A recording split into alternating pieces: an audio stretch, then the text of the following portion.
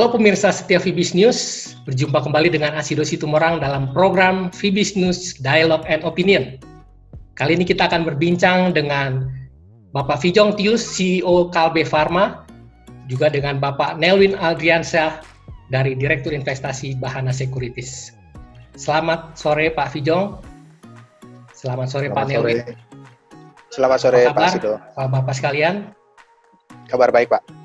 Pak Nelwin mungkin bisa mengetahui bagaimana kira-kira perkembangan pasar saham menurut Pak Nelwin sendiri di masa pandemi ini. Apakah ada sesuatu yang perubahan atau peningkatan atau malah penurunan yang Bapak bisa informasikan? Ya, terima kasih Pak Sido. Memang kalau kita perhatikan sejak awal tahun ini Pak ya, semester pertama kita 5,5 bulan pertama ini, secara keseluruhan pasar modal di Indonesia dalam kondisi cukup tertekan. Bahkan sebetulnya sebelum terjadinya pandemi COVID pun pasar modal kita itu sudah dalam kondisi tekanan jual ya, karena kita tahu di awal tahun itu mulai merebak kasus asuransi dan aset manajemen, dengan satu persatu ada kasus-kasus yang terungkap sehingga kepercayaan pasar, kepercayaan investor itu mulai sedikit tergerus di awal tahun. Ditambah lagi dengan diberikannya sanksi ke beberapa fund managers maupun brokers yang kalau kita lihat mereka selama ini memang cukup aktif melakukan transaksi di pasar modal, terutama di sektor retail ya.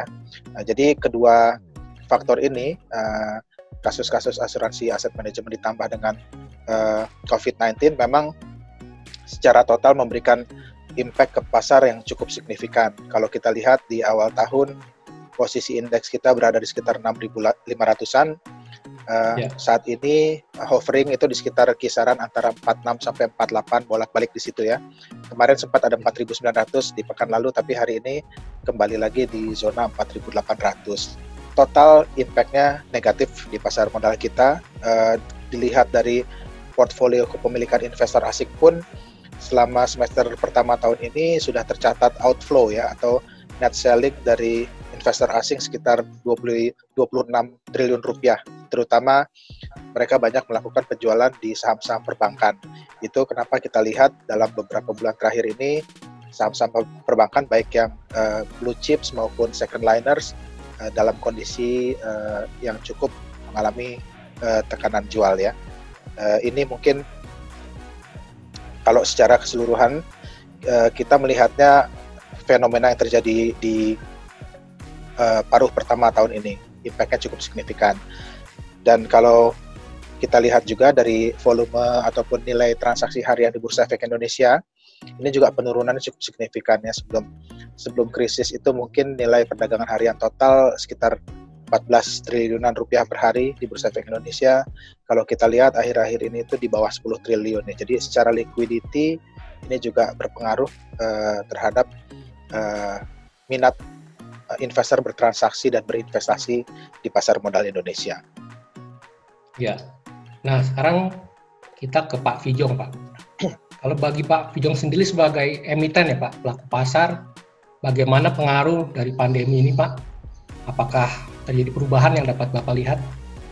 Memang kita lihat waktu di awal ya, sejak pandemi muncul, memang waktu munculnya di Tiongkok waktu di Januari atau Desember, itu belum langsung berpengaruh ya, karena memang saat itu belum langsung terdampak ke pasar kita ya, termasuk juga semua industri ya, termasuk industri farmasi sepertinya saat itu masih tenang-tenang saja.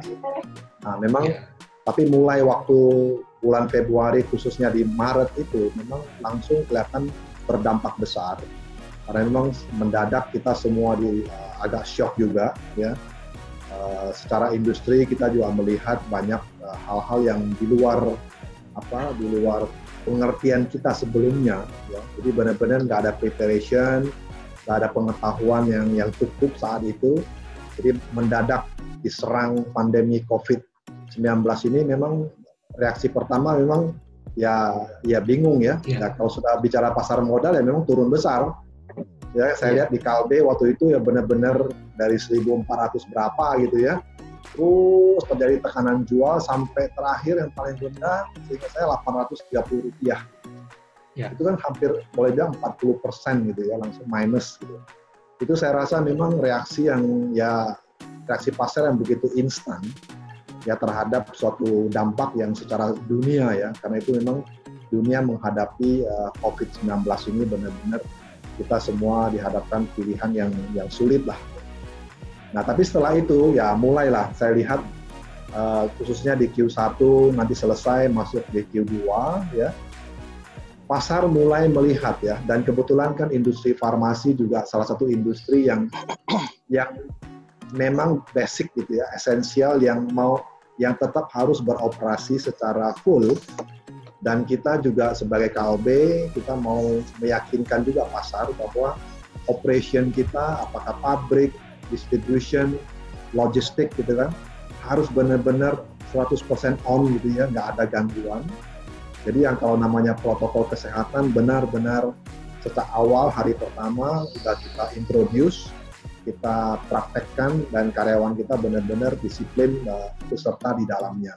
Nah, dengan berjalannya waktu ya, kelihatannya trennya sudah membaik nih, Mas. Ya, sudah membaik ya Pak? Ya. Nah, terkait mungkin perusahaan Bapak kan di bidang farmasi Pak. Ya. Nah, ini kalau kita lihat perusahaan KLB sebagai perusahaan farmasi terkemuka, upaya-upaya yang dilakukan KLB untuk membantu masyarakat mengatasi dampak dari pandemi ini, wabah ini ada Pak? Ya, memang waktu awal-awalnya kan kita juga sama-sama mencari.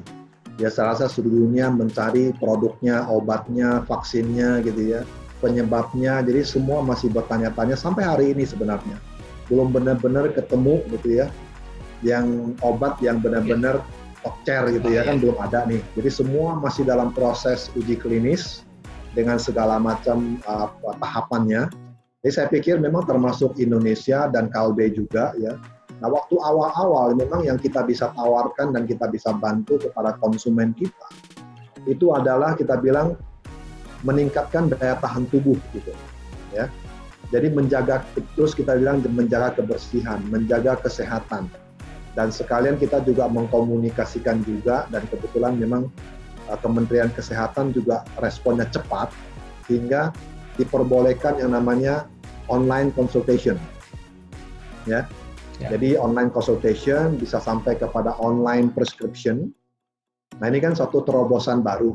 Dulu kan nggak ada tuh ya.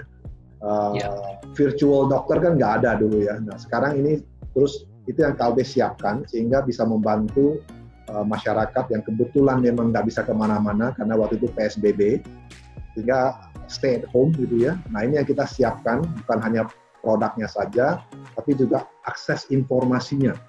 Jadi mereka bisa masuk ke platform kita ya, di Klik Dokter misalnya, itu kami siapkan dan mereka bisa konsultasi dengan dokter langsung. Ini contoh yang sudah kita praktekkan dan kelihatannya ini akan menjadi tren baru nih ke depan ya. Jadi sudah membiasakan memang online itu ya, itu semua ada di tangan lah kira-kira ya, ada di HP gitu ya. Itu satu hal yang cara baru yang perlu kita telusuri terus. Panelnya bisa melihat bahwa seperti Pak Fijong sampaikan, perusahaan farmasi mungkin bisa melihat peluang ya untuk dalam kondisi seperti ini. Nah, menurut Pak Julun sendiri, apa sektor-sektor seperti farmasi atau apa itu yang bisa kira-kira menjadi sektor yang kira-kira bisa meningkat dalam kondisi yang seperti ini? Ya, terima kasih Pak Sido.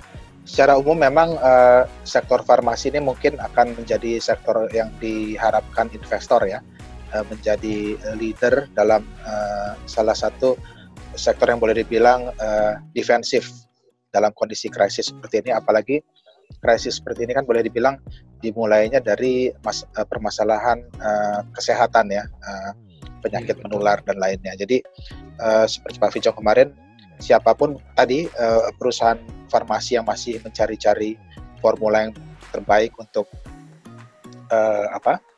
penanganan pandemi ini, mungkin nantinya siapapun yang duluan itu akan mendapatkan perhatian yang besar dari investor, apalagi jika perusahaan-perusahaan tersebut sudah tercatat di bursa efek ya. Namun secara lebih luas lagi, kami melihat beberapa industri-industri lainnya atau sektor lainnya juga punya potensi untuk quote unquote ya mendapatkan dampak positif dari terjadinya pandemi seperti saat ini. Jadi perusahaan-perusahaan yang bergerak di bidang telekomunikasi, kemudian logistik, pengiriman barang, ini kita lihat akan mendapatkan impact positif dari kejadian saat ini. Kita pun saat ini meskipun berada di lokasi masing-masing, Pak Asido, Pak Fijong di dan rumah masing-masing, tapi saya yakin pengeluarannya untuk komunikasi dalam hal ini paket internet, paket data ataupun pulsa telepon meningkat cukup signifikan, Pak, selama masa pandemi ini, karena sebagian orang bekerja dari rumah atau dari kantor dengan fasilitas yang menuntut adanya komunikasi jarak jauh dengan klien maupun dengan investor. Ya. Jadi sektor komunikasi logistik untuk pengiriman barang, saya rasa ini juga dua sektor yang akan terdampak secara positif dibanding sektor-sektor lain. Tapi sektor-sektor yang tradisional kita lihat tekanannya sudah cukup besar itu di sektor perbankan karena kualitas kredit yang mungkin semakin memburuk dengan adanya pandemi ini. Banyak perusahaan berhenti beroperasi, restoran, hotel, pengusaha transportasi, mereka tidak bisa beroperasi secara optimal. Tentunya kemampuan mereka untuk membayar kewajiban mereka kepada perbankan juga menurun, Pak, ya. Sehingga kita khawatirkan ini kualitas pinjaman atau NPL di perbankan ini mungkin dalam waktu dekat ini ada resiko peningkatan yang cukup signifikan. Itu mungkin ya beberapa sektor yang terpengaruh baik secara positif maupun secara negatif akibat pandemi ini, Pak Sido. Nah, kira-kira Pak untuk kedepannya nih Pak, outlook kedepannya IHSG ini kita pasti optimis Pak, tapi gimana menurut Pak Neil sendiri, ada peluang optimisme peningkatan daripada IHSG kita, Pak? Ya, kalau untuk saat ini dalam jangka pendek ya, kita bicara jangka pendek mungkin sampai periode akhir tahun, kita melihat tekanan ataupun dampak negatif ini masih akan terjadi di saham perbankan, retail, otomotif, properti. Ini mereka yang terdampak secara negatif dan tapi unfortunately mereka ini juga secara agregat komposisinya pada indeks pasar modal kita ini cukup besar, sehingga karena jika sektor-sektor ini mengalami tekanan, tentunya tekanan pada indeks juga kita perkirakan tidak akan pulih dalam waktu singkat. Sampai akhir tahun prediksi riset Bahana itu indeks akan berada di sekitar 4.800 sampai 5.000 ya, kisaran segitu. Jadi memang belum kembali ke level sebelum krisis di 6.500. Mungkin ini baru akan pulih di tahun 2021 Pak dari perkiraan kami ya. Tapi ini juga banyak faktor yang akan mempengaruhi pergerakan indeks. Bagaimana antisipasi dari Bank Indonesia atau secara global kebijakan dari The Fed ya. Apakah mereka akan berubah tingkat suku bunga, ini kedepannya pasti akan berpengaruh banyak pada pergerakan indeks di Indonesia. Jadi asumsi tadi di kisaran 48 sampai 5.000 sampai akhir tahun itu dengan asumsi kondisi perekonomian ataupun tingkat suku bunga masih bertahan pada saat ini. Apabila kedepannya ada perubahan, tentu ini akan berdampak ya kepada pergerakan indeks secara keseluruhan. Ya, jadi berarti peluang naik itu ada mungkin, tapi tidak bisa mencapai level sebelum krisis, tapi peningkatan itu bisa terjadi Pak ya.